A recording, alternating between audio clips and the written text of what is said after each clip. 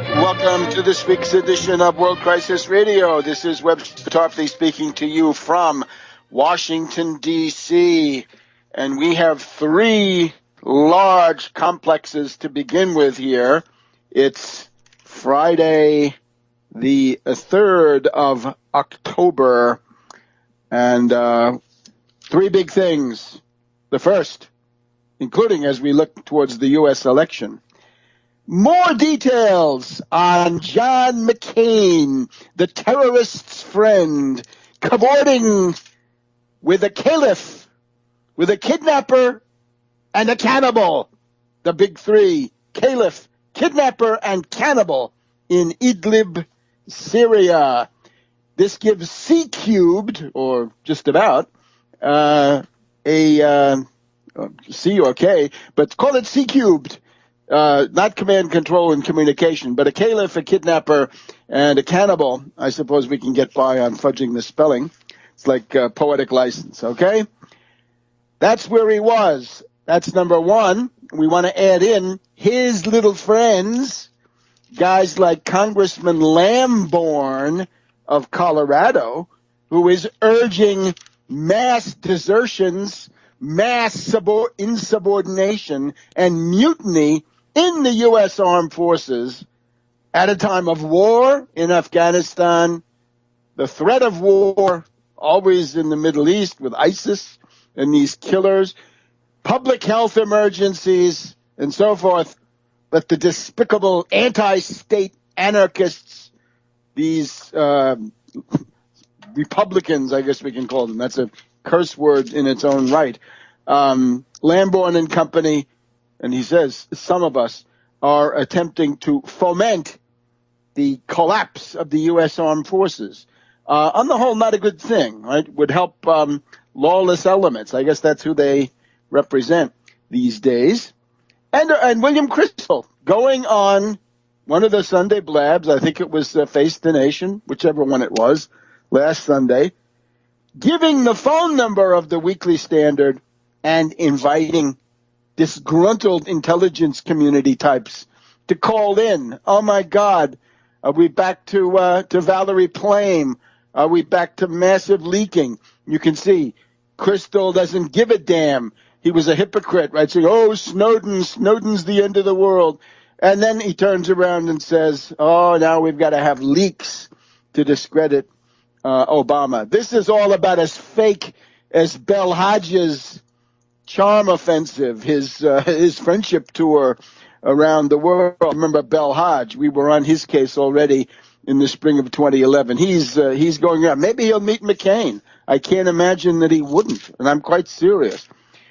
And then we've got the Secret Service question, and I hope we'll have time today to go through a kind of a summary, which I think represents the current state of our knowledge about what's been going on with the Secret Service, in particular from 2008, 2009 to the present time, but just some other notes to fill that in. So let's start with McCain. Now, as people know, that we're dealing essentially with two kinds of photographs, right? There's a photograph of McCain in Idlib, Syria, April 2013, where he's sitting down with a group of people. And the one guy in the room that anybody who's been looking at these things can recognize is General Salim Idris, who was the head of the Free Syrian Army until he fled to Doha, and his number two fled to Stockholm as the Free Syrian Army essentially ceased to exist back in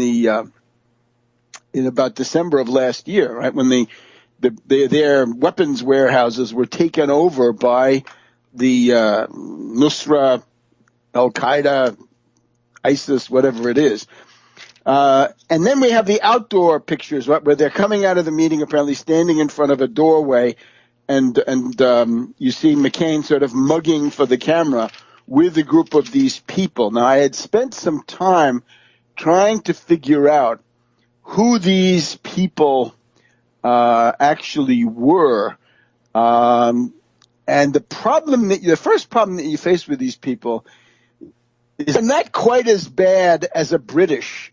The British always have, if you're a British oligarch, you have three names. But in this case, they have two. They have their normal name, and then they have their nom de guerre. So this is where we have to begin looking. Now, let's just bring ourselves up to date. In the indoor picture, you see McCain with General Idris, and you also Caliph. You see this guy, Ibrahim Badri, alias Baghdadi, Al-Qaeda, $10 million reward or something up to $10 million reward. And then, of course, the head of ISIS at the time, and now Caliph Ibrahim, the head of the caliphate with his Rolex watch. So you also see some other guys, right? Now, some of these, we're working on trying to identify those people. Now, in the outside picture, we see McCain in the center. On the right-hand side, we see a guy called Muaz Mustafa, who is something approaching a lobbyist, I would think. He's in the right foreground. But you've also got Mohammed Noor and the Caliph, right? So Mohammed Noor is out there in front. And this is, I think, this is going to be interesting. But the guy that is most interesting at this point, and I would send you to a very interesting website here. This is now called Countercurrent News. Countercurrent News, September 30th. John McCain accidentally admits he met with ISIS members. Well, that's not the news. That's the old Fox News. But what we're being told now is what I had been working on earlier in the week. In the pictures that were taken of McCain with these people, to the far left of the promo picture, then distributed by ISIS-linked rebels, by these crazies, we see a guy called Khalid al-Hamad. So it's KHALIDAL-HAMAD. Now, sometimes you're going to see Hamad, H-A-M-A-D, sometimes H-A-M-I-D. There are other variations. I've told you before, transliteration of Arabic into the Roman alphabet, any language, very tough to handle, right? But this guy standing at the extreme left with McCain out in front. It's actually funny. This is the cannibal. The cannibal. This is the guy, as the head of one of these brigades, supposedly of moderate terrorists. He's the guy who killed a Syrian soldier, cut him open, ripped out heart and a piece of lung, and bit into that and chowed down for the cameras. The cannibal. Yes, indeed. McCain met with the cannibal. Now, the problem with identifying this, as I experienced it, is this guy has two names. He's Khalid al-Hamad, H-A-M-A-D, H-A-M-I-D, and he's also Abu Sakkar, A-B-U-S-A-K-K-A-R. And you'll see variations on that, too. You got to expect the vowels are going to kind of vary, okay? So you got to use other spelling variations. Getting into this, you see the problem of keeping a database of these terrorists because of the spelling, right? How are you going to do it? But anyway, there he is. Now, this is funny. McCain is in the center of a group of 5 people in one photograph. All the way on the left, the cannibal. And once again, Abu Sakkar, Khalid al-Hamad. Between McCain and the cannibal is the Caliph. That's Badri, Baghdadi, Caliph Ibrahim. Oh my God, and there's more. We'll be back in a minute on World Crisis Radio. Welcome back to World Crisis Radio. It's the 3rd of October. Now let me call your attention to some recent broadcast activity. Naturally, you want to check in at Tarpley.net, Tarpley.net, Tarpley.net. You would find there my Rents interview this week. Jeff Rents and I talking about this question of the Secret Service. I was beginning to assemble this catalog of incidents that I hope to go through with you today. And the other thing you'll find there is what I'm going to do tomorrow. That is tomorrow from the point of view of this program. On the 5th of October, Sunday the 5th of October, 4 p.m. Eastern, I'll be on KDKA Pittsburgh with my friend Chris Moore. This, of course, the oldest broadcast station in the U.S., a boomer, goes all over the Middle West, 50,000 watts. So that will be highly interesting, and a lot of it will revolve, I'm sure, around these topics. So please do tune into that. Look at Tarpley.net. There are rumblings that the insistent rumblings that Romney is preparing to run again. Get a hold of that book, Just Too Weird, Bishop Romney and the Mormon Takeover of the United States with Polygamy, Theocracy, and Subversion. But now back to our dear friend McCain. So we've established that in that wonderful afternoon of Idlib, Syria, April of 2013, we have McCain sitting down with the cannibal, and once again, we want to make sure that we don't forget the cannibal, Khalid al-Hamad, alias Abu Sakar. You can find all kinds of interviews with these people. You'll even find correspondents saying he really doesn't seem that extreme at all. He's not extreme. He's just a cannibal. And of course, what arises here: did McCain go to lunch with the cannibal? Did the cannibal say, "Why don't you come over for lunch? We're having..." God, don't let me go into this line. But what we do find, of course, is that this guy is on tape. He cuts out and eats the heart and some lung of a Shiite victim of ISIS, according to one account. There's some debate about exactly who he had killed, but people have seen it. So that guy is a cannibal, whether he calls himself Free Syrian Army, Storm Brigade, Nusra, Islamic Front, ISIS, ISIL, Daesh, whatever he calls himself. He's a cannibal, and that's really all we need to know. So now we have a U.S. senator cavorting with a cannibal and the Caliph, because, of course, the cannibal, kills a few, right, according to his needs for food, I guess. But the Caliph, of course, Bakri Baghdadi, Caliph Ibrahim. Between McCain and the cannibal, we have the Caliph, and then we have another guy standing in the door. He's just a kidnapper. There were two people at this meeting, according to our research, two people who were involved in kidnapping 10 Shiite religious pilgrims that they accused of being from the Revolutionary Guard of Iran. And when it became clear that McCain had met with those people, he was threatened with lawsuits. He was threatened with lawsuits from relatives of the people who had been kidnapped, and he was consorting with the kidnappers. So he had distanced himself from that pronto. One of the things they'll tell you, of course, on this is it's all covered by the speech and debate clause. It is not. The speech and debate clause does not make you above the law. Sorry, John McCain. And the other question is for little Rand Paul. If he's still on this issue, right? He was on this issue 2 weeks ago, but with him, of course, we can't tell. So here's what I recommend. You're going to sit down in the Republican caucus with a cannibal, with a caliph and a kidnapper, the friend of all those. Is that what you're going to do? There are two remedies that any senator can put in, right? You don't need the Department of Justice. You'll remember that Senator Joe McCarthy, the red-baiting bigot, when he overdid it and started attacking the U.S. Army, he was censured.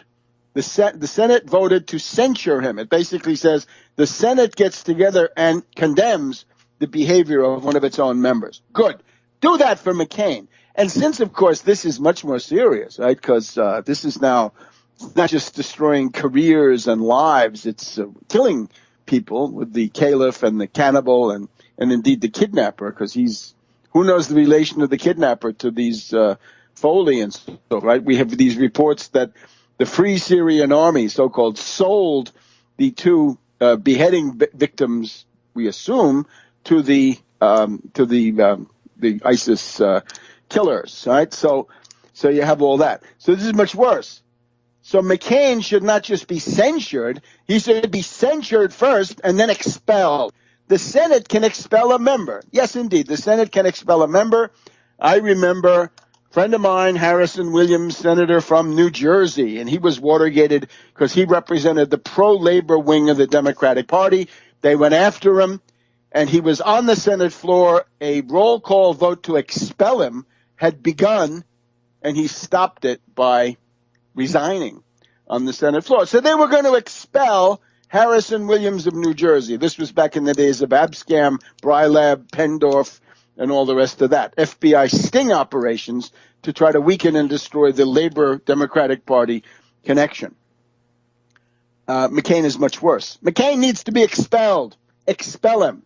We're going to keep going with our hashtag arrest McCain for ISIS, because this evidence is now building up week by week. Cannibals, caliphs, kidnappers. No U.S. senator can be allowed to do this. And what are you going to do? Vote Republican under those circumstances? Oh, you're going to get one of his friends? How about you voters in Kansas? He's in there now. He has been this week. McCain had been put in the closet as far as Washington and the Sunday shows were concerned for about 2 weeks. He was out there campaigning for Senator Pat Roberts of Kansas. You're going to reward the Republicans for bringing a friend of the Caliph and the cannibal and the kidnapper into your state of Kansas? I think even Kansas. This is too much. So yes, he was there, and yes, he did do all these things. Now, the other question now is we want to move on to.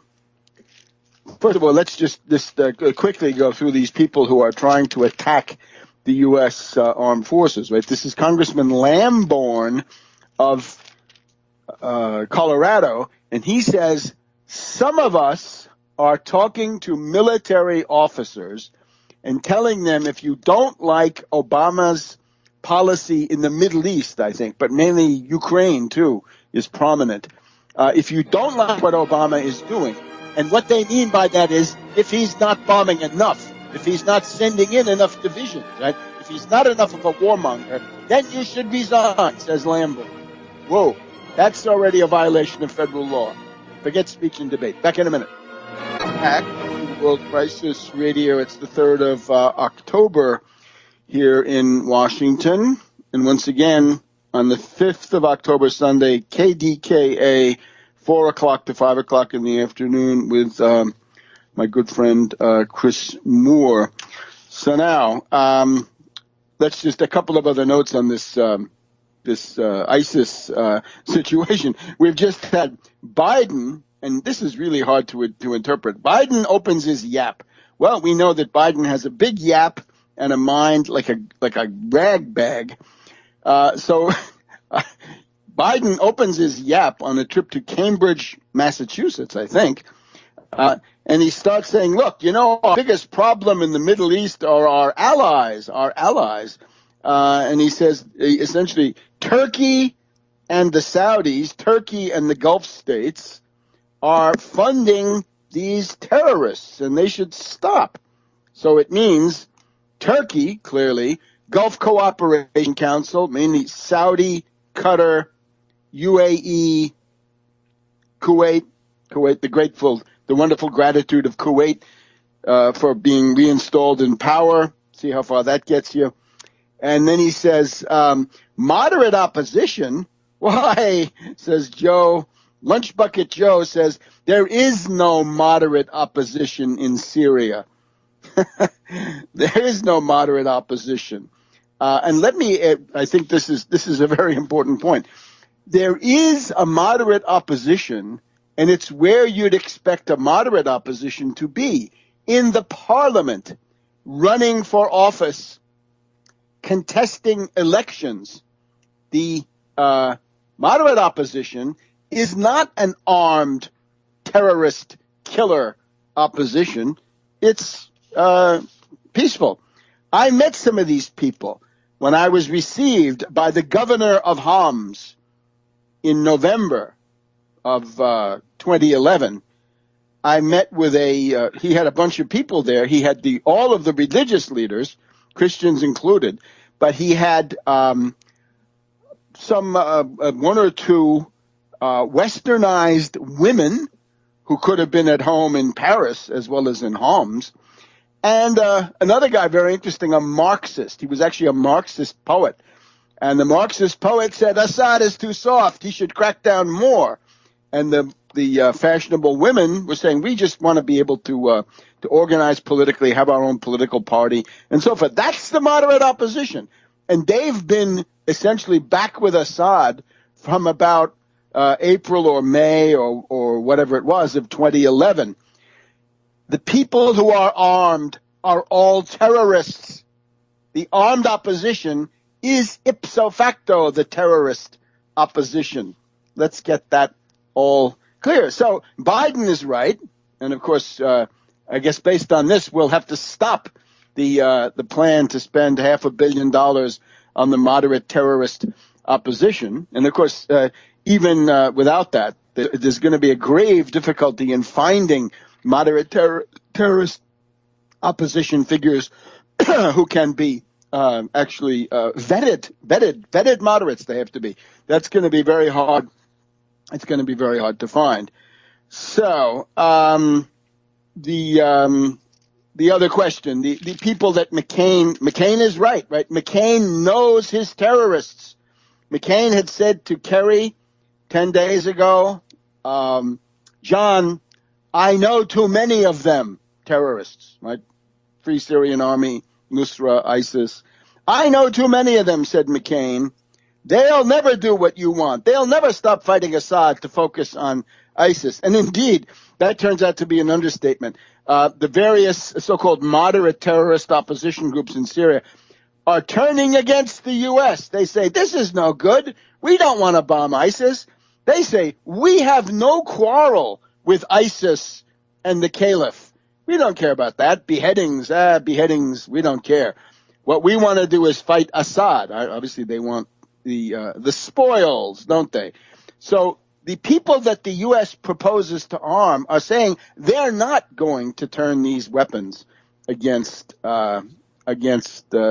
They're gonna focus on Assad. So there is no moderate middle in Syria. It's gone since about February, March of 2011, since McCain and the International Republican Institute. This is very important. One of the two wings of Project Democracy, in other words, the National Endowment of Democracy, which organizes coups and destabilizations and putsches around the world under democratic camouflage.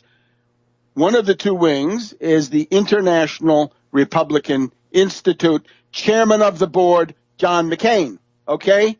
So that's a whole mechanism for destabilization. And you'll remember that some of the destabilizers, the meddlers of the U.S. who were arrested in Egypt, one of them was this kid LaHood, son of the Republican congressman and later Obama cabinet official Ray LaHood. So the young LaHood had gone back to the Republican gravy train, and he was building his resume by destabilizing Egypt. That's the International Republican Institute, right? They organize coups. There's a Democratic Party version. I think that's the one that the former Secretary of State Madeleine Albright was a part of. Now, Turkey. The Turkish parliament now says, okay to intervene. You're allowed to intervene, Erdogan, but this does not mean that Erdogan will intervene, or Erdogan may intervene in such a way as to attack Assad, to provide a safe haven for terrorists. Right? There is now this fight going on at the city of Kobane. It's in Syria. It's right near the Turkish border, a mile away. it would be very easy for the Turkish government to close the border. That's the big demand. Close your blankety blank border to those terrorists, and their logistics will be cut off. Array your army massively on your own side of the border.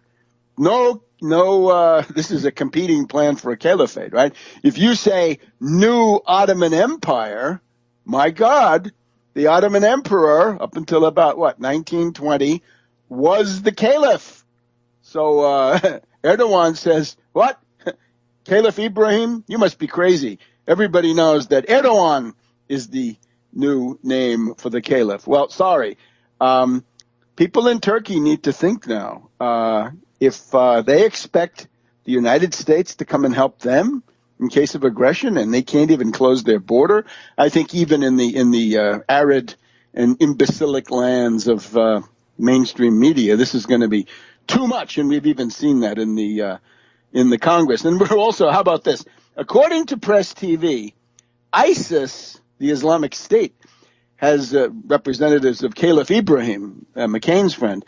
They have now opened a consulate in Ankara, Turkey, and if you want to get a visa to go to the ISIS-controlled parts of Syria and or Iraq, you can go to the consulate there and get that visa, I'm sure, for a very hefty fee. Now, how does this, let's see, that's what your friends are doing to you. Now, your so-called enemies, right? Let's take Syria. Moallem, always a monument of dignity, the Syrian foreign minister at the UN, laying out the position, dignified, calm. And later in the press interviews, he said he urges the United States and other countries to bomb all the terrorists in Syria. He's happy to see the U.S. bombing them. And he says, why don't you give up on your dualism by virtue of which you are willing to bomb some terrorists and help some others, or maybe even bomb at one time and help at another time the same terrorists. That can be. Welcome back to World Crisis Radio. This is indeed Webster Tarpley here in Washington, D.C. on the 3rd of October. Now, concerning this Lamborn sedition, the Lamborn sedition has been repudiated by Lamborn. As soon as that stuff got out on the Internet and he began to feel the proverbial blowtorch of public opinion, he said, oh, no, I didn't mean that at all. Yeah, that's sedition, Congressman. You better back off from that. And how about those other guys, the some of us that you talked about? Does that mean that you're stopping with sedition and they're continuing? And then Crystal, once again, gives out the phone number. Call me at the Weekly Standard, and we'll make you into the new Snowden. But wait a minute, Crystal, aren't you supposed to be against the Snowden caper, the limited hangout? Now, let's try to do as much as we can here on the Secret Service. Now, remember, a lot of these stupid broadcasts assume there was a time when the Secret Service had a great reputation. That's not in my lifetime. Franklin D. Roosevelt assassination. The Russian woman painter and her assistant were in the room. They were allowed to flee the scene. No checks, no investigation, no chemical analysis of her paint box, and they fled with Lucy Rutherford, the mistress of Roosevelt. You wouldn't know about the details, though, if you'd listened to Ken Burns. JFK assassination, nobody can forget that famous film where the 4 Secret Servicemen are on the 4 corners of the car. Supervisor tells them to get down. They protest. One guy gesticulates. He's so angry. And within minutes, Kennedy has been shot. Was that supervisor ever put on trial? RFK assassination. He had Secret Service protection by that point. George Wallace, another one. With Ford, the most interesting ones are the ones where you can see what the goal is. Nelson Rockefeller, CIA pillar, CIIA, right? Inter-American Affairs, Latin American subversion. All right, so he's going to be the beneficiary. So with poor Gerald Ford, we get not one but 2. Sarah Jane Moore, Lynette Squeaky Fromm to get Nelson Rockefeller into the presidency. Could anything be more obvious? And in the case of Ronald Reagan, poor guy, he chose George Bush the elder, so therefore he gets Hinckley, who was on the watch lists, and so forth. Now, basic ideas. The oligarchy wants to promote chaos because that's a great medium. Then within that, they can run specific actions. Somebody like Obama comes in eager to serve the banks and the oligarchy. The presidency and the dynamics of the nation state kind of take over and blunt some of these things, so that Obama today is not what he was. And, of course, in the meantime, CIA puppet model 2008 has now been outdistanced in evil by 09, 10, 11, 12, 13, 12 was Romney, of course, and others. Okay? I once saw an interesting cartoon. It was a gorilla. This was Chile, but it could have been something else. The gorilla with a machine gun. It said CIA puppet model 1974, and a saw blade was reaching up through the floor to cut a circle around him, and that one said CIA 1976. So you get the idea. First term, oligarchy controls president by need of money to run for office. Second term by scandals.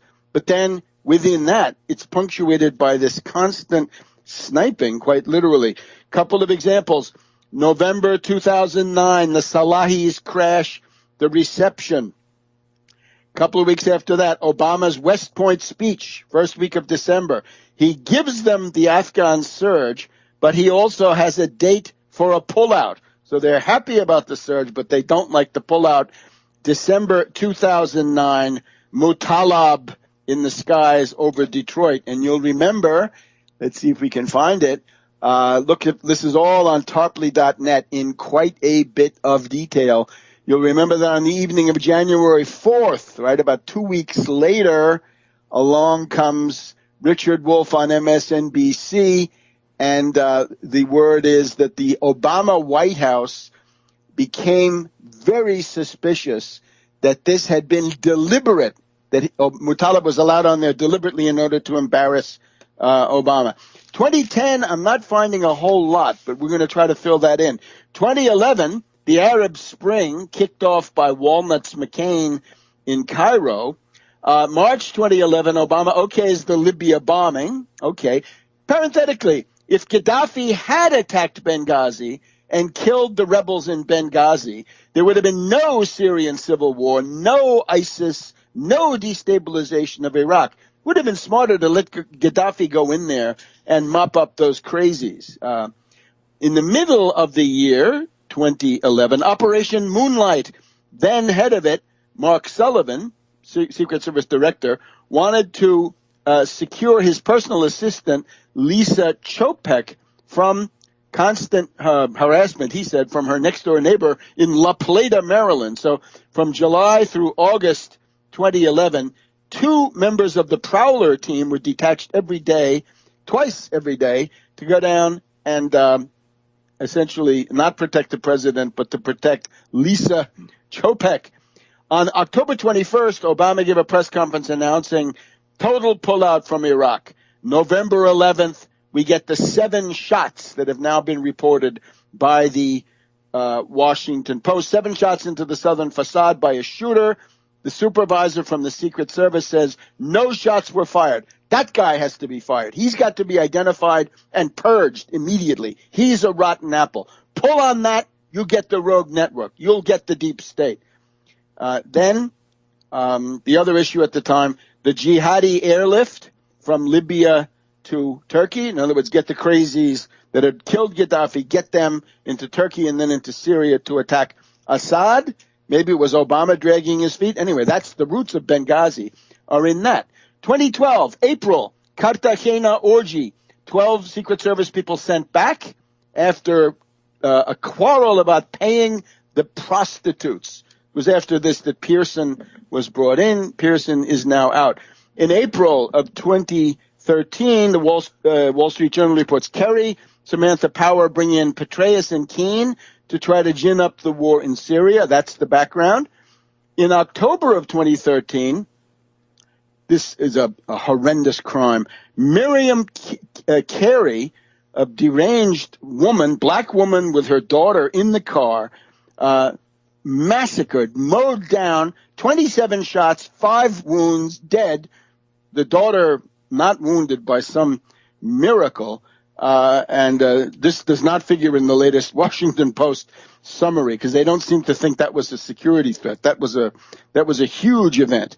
November 24th, 2013, Ignacio Zamora, the Secret Service agent brought in to probe the Cartagena, is shacked up overnight in the Hay Adams. And his story is he wanted to get back in to get one of his bullets that he left behind. I don't know if we can believe any of this. He's also involved in sending pornographic emails. Okay. A couple of weeks after that, 13th of December, Obama in South Africa, we get the sign language scandal, right? That the guy apparently doing the sign language was an imposter, mentally disturbed, and so forth. Now we're into 2014. February, we have the Ukrainian coup. Was Obama consulted, or who knows, right? Obama is somebody who does not get told after there's been an assassination attempt against him or a possible assassination attempt, because some of these could be that. So imagine, you think Obama's controlling the government? He can't even control his security detail. 26th of March, 2014, Secret Service agent drunk passed out in the hallway of a hotel in Amsterdam. 3 agents sent home. Next day, 27th of March, 2 counter snipers were drunk driving, got into a crash in Florida. June 2014, this is very significant. Obama is in Poland on a support visit. He's in the gymnasium of a hotel. He is filmed. The device that filmed Obama could have been an explosive device. That could have been the vehicle of an assassination right there. Maybe those Ukrainian fascists know something about that. Going to have to speed it up now. Then in May of 2014, we have a second West Point speech, and we'll try to pick this up, just wrap it up in the beginning of the next segment. Back in a minute on World Crisis Radio. Welcome to the second hour of World Crisis Radio. Webster Tarpley here in Washington, D.C. It's the 3rd of October as we tape the broadcast. I know I promised to complete the catalog of Secret Service malfeasance, but of course there were so many items that I ran out of time. I'm gonna turn back to that before the end of the show, probably in the 8th and final segment for those of you who want to stitch those together and use them for something.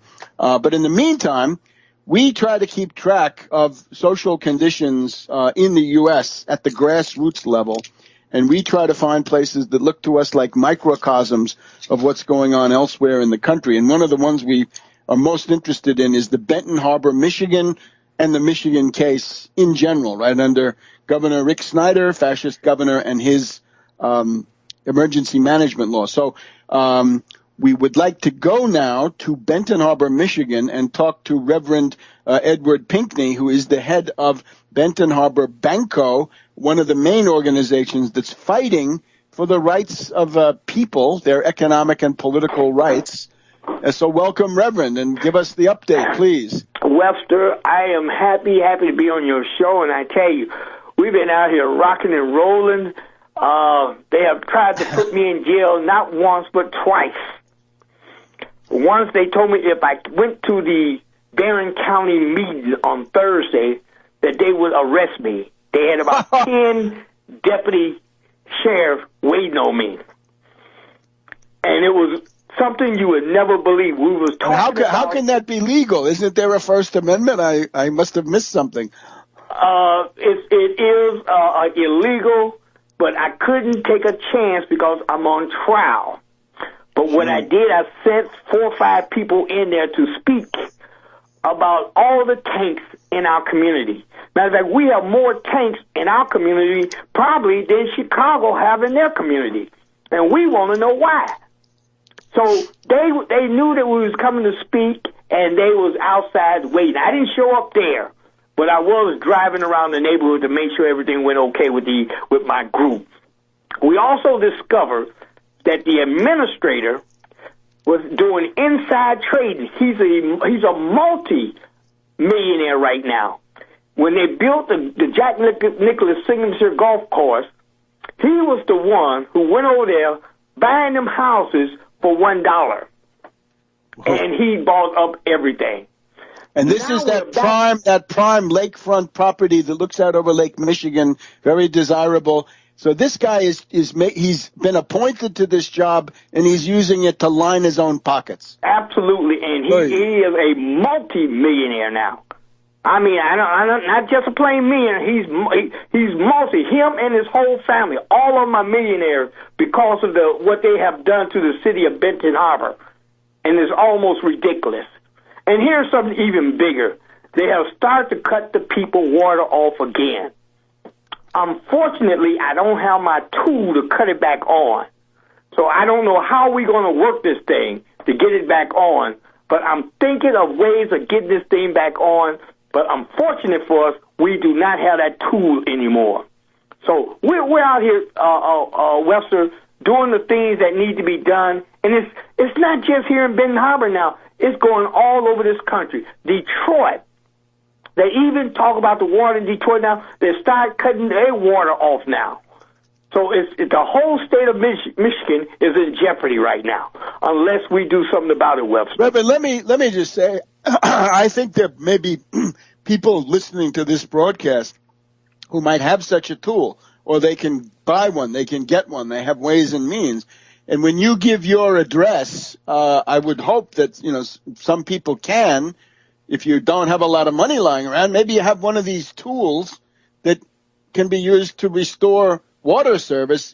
Obviously, this is, in the age of Ebola, we're cutting people's water off. This is unbelievable. So we need to restore the water.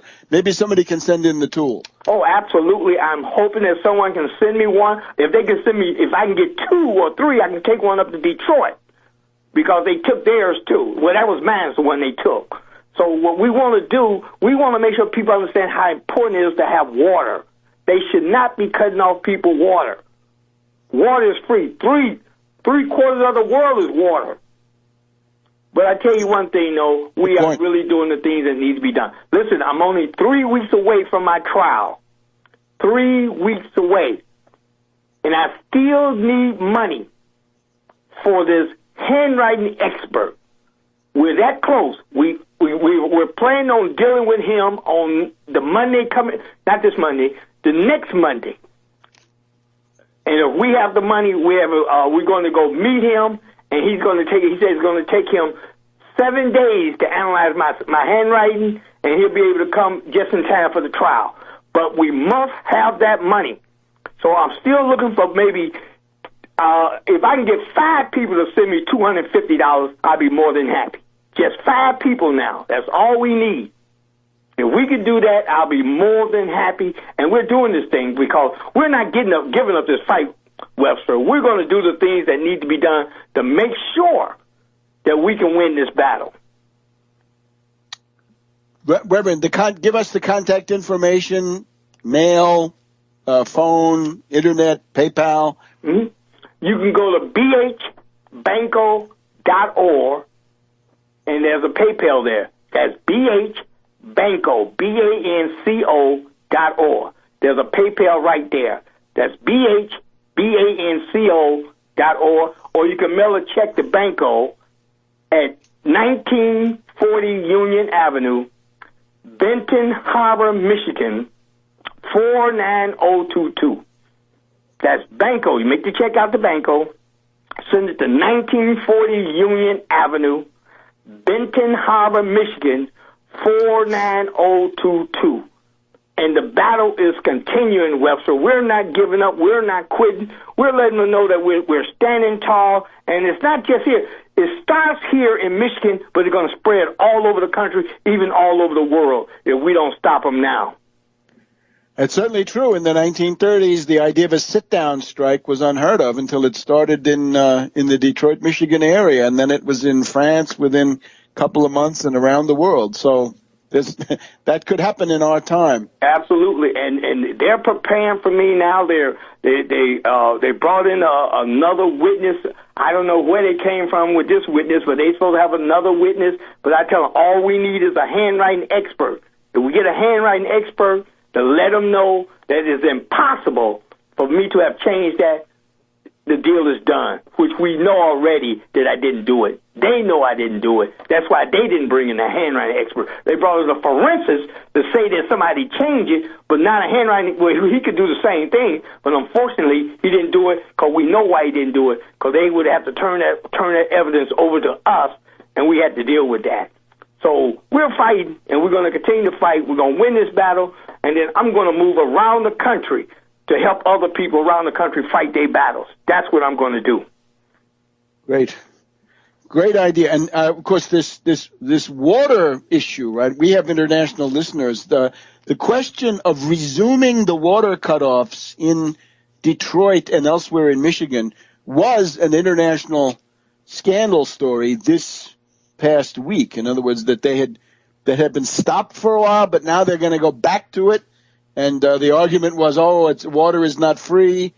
Yeah, water has to be a public utility, and it has to be free if that's the only way people are going to get water. Otherwise, you're lowering the defenses of everybody, right? The entire community is threatened if some people don't have water. Absolutely. Because here, when you don't have water in your home, they condemn your home.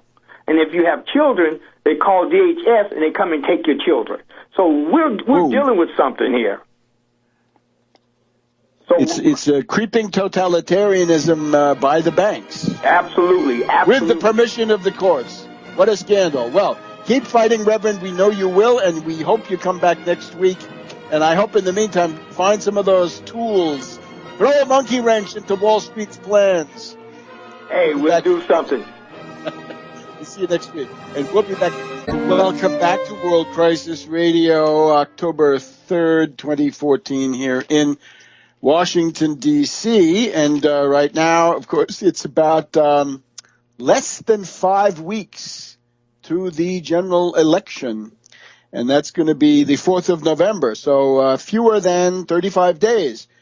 Let's now go without further ado to Lincoln, Nebraska, and check in with the Tax Wall Street Party candidate for United States Senate from the state of Nebraska, Dan Burdorf, and get an update on what's going on there, the fight to expose Ben Sasse and the Democratic rival Domina and other issues that are percolating up from the base. Welcome, Hello. Dan.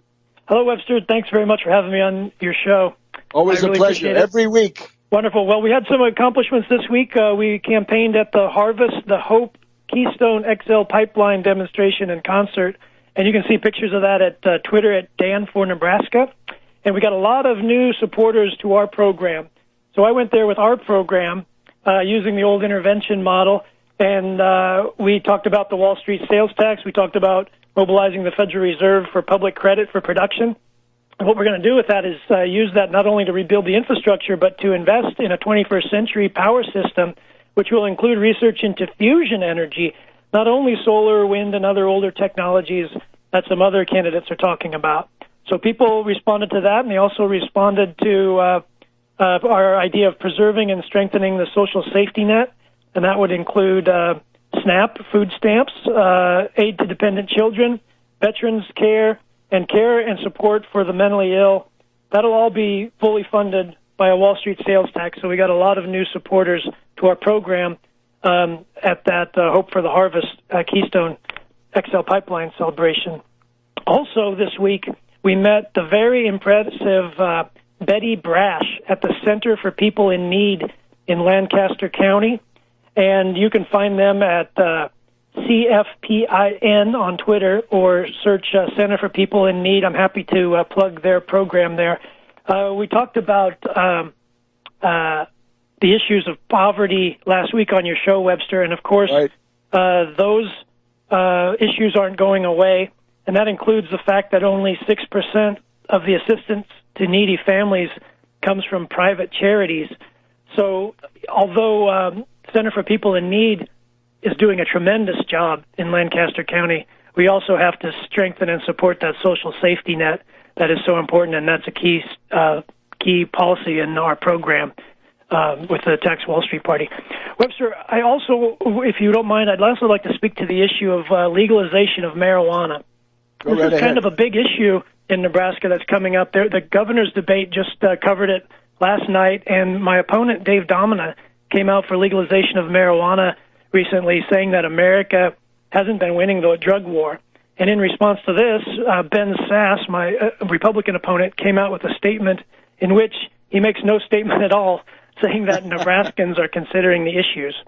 And then in the meantime, Western Nebraska is facing a crime problem on our Colorado border. You know, Colorado just legalized marijuana, and there have been murders and increased crime in Western Nebraska. And this shows that we need a national solution to the drug war, and that's a position that Ben Sasse is opposed to. So I suggest we look at the Maryland model, which is let's decriminalize marijuana, but not totally legalize it. We have to, because we see in the papers quite often that large Wall Street banks participate in money laundering, and large organized operations participate in trafficking and pushing drugs, and marijuana included. So we should go after these groups with the full force of the law. However, I believe possession and trading of small amounts for an adult should be decriminalized, just like a traffic violation, so there should be no jail time and no criminal record for people, no mass incarceration of black communities, and we don't want a prison industrial complex. So I appreciate you giving me the opportunity to get that out, because that's been an issue in Nebraska, and I think voters are interested in what the candidates are going to say to that, whether they're going to support a Soros plan of total legalization or just remain completely non-committal like my opponent Ben Sasse does. So I think that's brilliant. Look, if you're going to go from the fake war on drugs, which is what it is, sure. If you go all the way to legalization, that's a leap into the abyss. I would say that's too much. Right. It seems to me, as you put it, right, the Maryland model is it's not legal, but it's not criminal either. In other words, it's a misdemeanor. It's right.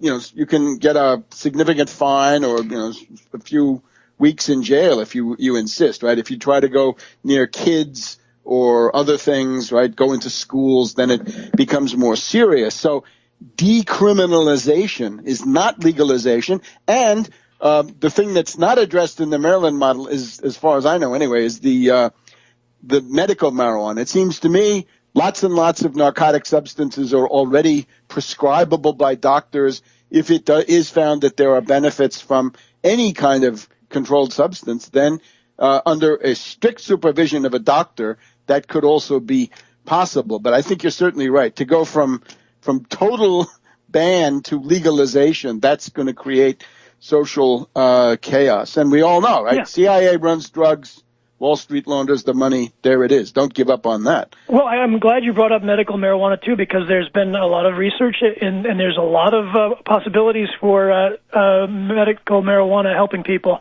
and that should be explored for sure. But we definitely need to, keep selling to minors to stay a crime. Selling to school children should be a crime. Large-scale trading should be a crime. And money laundering should stay a crime. Absolutely. And I'm happy to challenge my opponents on that. And we're still challenging Ben Sasse on the McConnell pledge. You remember he made a pledge, Mitch McConnell made a pledge to David Koch of the Koch brothers, and this is from June this year. Koch brothers retreat from where McConnell promised Koch that with a majority in the House and Senate, the GOP could bring austerity cuts and attack or ignore the minimum wage and even attack student aid. And I'm asking Ben Sasse if he will follow the McConnell if he's elected. And I think Ben Sasse will promise killer cuts and an end to a better minimum wage or even the minimum wage itself. And I think that this man Sasse, whose family is rumored to have bought him his position as president of a small Nebraska university, and now he wants to buy a U.S. Senate seat, this man Sasse will even join the Republicans to cut student aid. So no student loan help from your... no more Pell Grants. Right. And this is from a university president. Well, I'm also challenging Mr. Sasse to stand up to John McCain. The angle well, I'm we sorry, have here in Nebraska... Dan, the music Sasse is already in the background. Okay. It's danfornebraska.com, danfornebraska.com. Thanks very much and for I having think me, this Webster. is an really excellent appreciate it. program. Thanks so much, and we'll see you next week and every week, all through the election season. Back in a minute. We're back to World Crisis Radio. Webster Tarpley here in Washington, D.C. Now, we have one more stop on our panorama of struggle this week, and now this is a contest for the United States House of Representatives in the 5th Congressional District of California, Napa, Sonoma, and nearby areas, St. Helena. And the candidate we're interested in here is James Hinton. And James, I understand that you've attracted the attention of the editorial board of your local paper there in St. Helena. Right. We had an interview last Friday with the St. Helena editorial board, which consisted of 3 members from the St. Helena staff, along with 5 members of the community, making up a board of 8 people. So Mike Thompson was there, and he went first at 3 o'clock, and I went in at 4 o'clock for my interview. So we seen Thompson afterwards, and he was asked if he would come to a forum from the League of Women Voters if he was invited, and he said probably not. And that has been empirically Let me just stop and ask you, he's asked by the editorial board of the principal newspaper in the district, would you engage in a debate with your opponent? And he says probably not. No. This happened between one of my friends, cornered him in the hallway after his interview. You know, he shook his hand as, you know, a supporter of his or whatnot. And then he said, "Hey, Mike, do you know who James Hinton is?" And he said, "No." He said, "Well, he got over 10% of the vote in the primary, and if the League of Women Voters were to host a forum, would you be willing to attend it?" And he said, "Probably not." Probably and not. And that has been, like I said, that has been empirically verified now, because thanks to your support from your show, all right, all the emails and phone calls and Twitter, the League of Women Voters actually did reach out to Mike Thompson and extend an invitation to him to come on out on October 8th or any time to have a forum with me before the election. And he said no. Okay, so this is now March, officially flat out no. This is officially no. He has officially declined their invitation for a forum from the League of Women Voters. And they call this is called the Democratic Party. Democratic. Right. Mike Thompson is a Wall Street Democrat, yes. And he's, you know, refusing to face me. So evidently the St. Helena Star, they like their hometown boy with Mike Thompson, and they didn't like the fact that I referred to Ukraine Poroshenko as a Nazi. So they didn't like that too well, and they mentioned that in the newspaper. But I find it interesting. Now you can look at NBC James, News. Before you go any further, I'm sorry, I got to stop you on this one too. I got to stop you. I would say that deserves many a Twitter, maybe a poster. As far as I can see, you're the only candidate running for the U.S. House of Representatives on any ballot in any district, right? And there were 435. The only one with the guts to call things by their real name. This character, Poroshenko, is a Nazi. He's sitting on top of the Azov battalion. He's sitting on top of these other groups that have swastikas, SS runes, Wolf Angle. It's the world of Himmler, right? That's their world, and they are offended. What was their rationale, right? That there are no Nazis in Ukraine. You know what? I think it was their lack of knowledge on the issues, right? I think they're probably looking down a really narrow tunnel vision at a foreign policy, and they're not looking for the right information. But it's, you know, the old saying, if it looks like a duck, walks like a duck, is probably a duck. Well, if you look like a Nazi with swastikas on your helmet, and you act like a Nazi, all right, with their fascist regime, you're probably a Nazi, and I think that's fair to say, you know. So why It certainly is. And remember, this is not, on the one hand, you have people in his army, right? His army is shot through with Nazis. And the other thing is the austerity that he represents, right, is a throwback to the Nazi regime. In other words, when you tell people, we're going to take down your social safety net, we're going to fire teachers, we're going to, lay waste to the social gains of many decades, that's what Hitler did too. Right. And, you see there's some other policies with his police and everything else within the Ukraine that's not exactly, the kind of behavior you want to support necessarily, Absolutely not. But it was I say that's a plus, right? I think people should look at you as a fighter. Oh, I am a fighter, and that's what I'll do if I'm elected, is I'll make sure that we look at the whole truth when we make these decisions. If we don't want to overlook a fact that that you've got a Nazi regime somewhere, just because they didn't tell you that on Fox News. We want to look at we want to look at everything when we make our decisions. Now, James, we're running out of time. You got to tell us, do you have any events coming up where people can show up to make their voices heard? Anything like this? Right. I'm going to be, this weekend, we have the Vallejo Waterfront Weekend. So all day, Saturday and Sunday, there's going to be, it's a free 2-day event featuring music, food, and entertainment. All-day activities starting every day at 9 out at the Vallejo Waterfront. I will be down there as much as I can, meeting as many people in the district, sharing my ideas, and looking for votes and support. So if you want to come on out to Vallejo this weekend, you'll catch me out there in the daytime on Saturday and Sunday.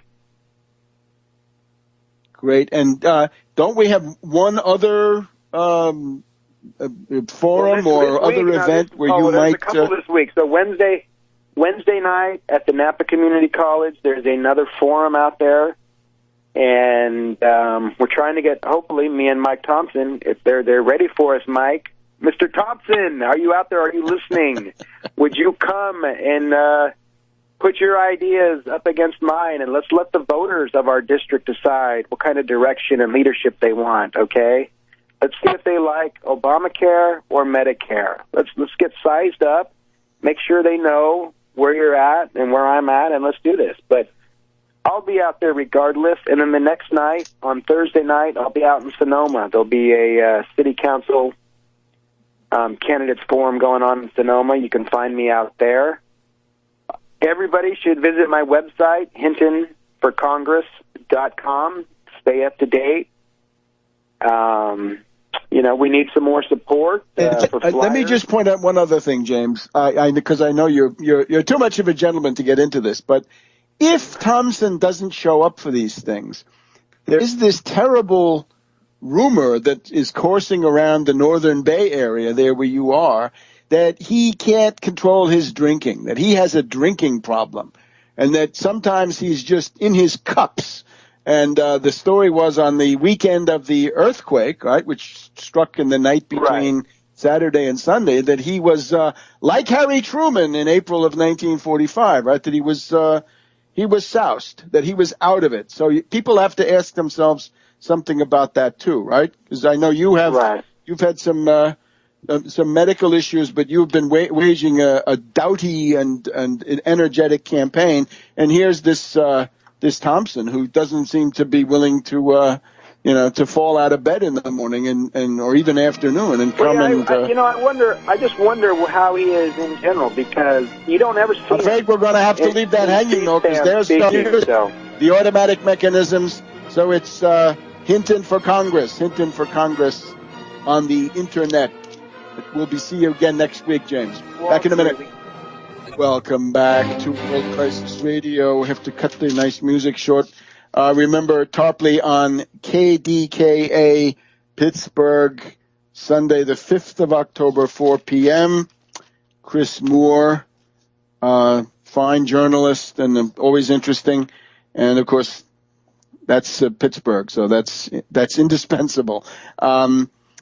So let's just get back to our question here on the Secret Service, right? What we've tried to uncover, this Operation Moonlight, where 2 agents from the Prowler unit were detached to guard the home of the Secret Service Director Mark Sullivan's assistant, Lisa Chope.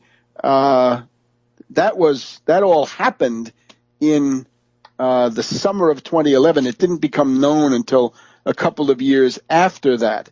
I would also notice that the Republican approach to these scandals is to stress them, to blow them up, right? What they're trying to do is build this thing saying, look at the chaos under Obama, look at the chaos. This reminds me of previous scandals where a president like Clinton, right? Vince Foster, his friend, is killed, and the right-wing reactionaries turn around and say, oh, Clinton killed one of his guys because he was going to talk. Well, in this case, the rogue network, secret government, deep state, sends these operatives or dupes, usually patsies, psychos, to make points vis-a-vis Obama, and then their parliamentary wing of the same faction, because that's what it is, the Republicans, they turn around and say, oh, look at this chaos. Remember, this is a president, unfortunately, who is not even told about assassination attempts after they have happened. And that is very serious. It shows you getting elected to the presidency means nothing. You got to fight to have those powers. And this president hasn't been able to fight. But still, I don't care about that. They don't get to send in these rogue network threats as a means of getting war. We don't want the war, and we want to fight back against the threats. Now, what we were getting to now was 2014, once again, in February, the Ukrainian coup. 26th of March, agent passed out in the hallway in Amsterdam, 3 sent back. 27th of March, 2 counter-snipers, drunk driving crash in Florida. June 2014, Obama in the gymnasium in Poland gets taped. What else could have been in that camera? Let your imagination run wild. And then we have the second West Point speech. Remember, the first one was December 2009, which said, okay, surge in Afghanistan, but pull-out date specified. No, they didn't like the second part. And then in this case, it's the second West Point speech where they all went bonkers. Charles Krauthammer foaming at the mouth. This is pointless. This is useless. We want to hear about war. We want war in Ukraine, war with Syria, war. And the American people, sorry, neocons, right? And you neocons, how is it that they're allowed on television? I don't know.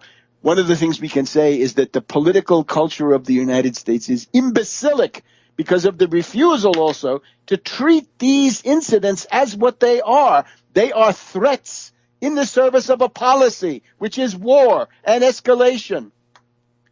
Okay, so now, September the 16th, 2014, we're now getting right up to our own time now. In Atlanta, Obama gets on an elevator, and with him is an armed contractor of the Centers for Disease Control, packing heat. He's got a handgun. 3 criminal convictions.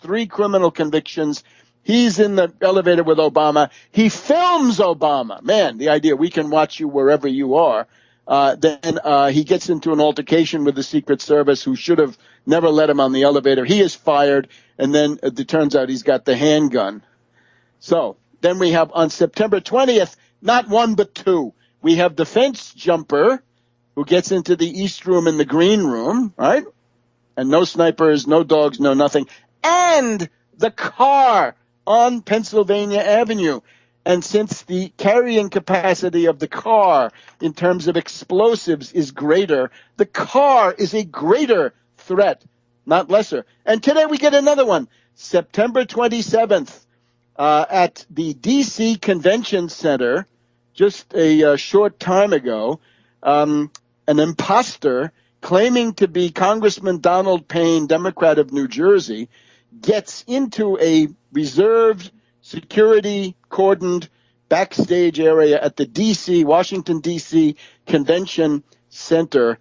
He accesses the area where Obama's going to be and could have gotten much closer to the president. So Pearson out good.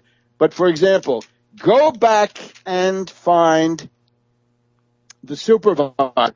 November 11th, 2011. 11/11/11. This is Freemasonic, people. This is what I've been telling you about World War I. If you've been listening to what I've been saying about World War I, Bonnie Faulkner, Guns and Butter is posted this past week. Go and listen to it. Freemasonic networks, okay? 11/11/11, Freemasonic, posted by the Washington Post at 11/11, Freemasonic. 7 shots into the southern facade of the White House, and the supervisor gets on the phone and says, no shots were fired. Fire that guy. Out on your ear, right? Canned. Fired. And similar others, right? And there were some people on MSNBC posturing about this, and that's fine, right? Let them, but make it specific. I think right now you'd have to fire, as I said before, about 5 layers of bureaucratic people.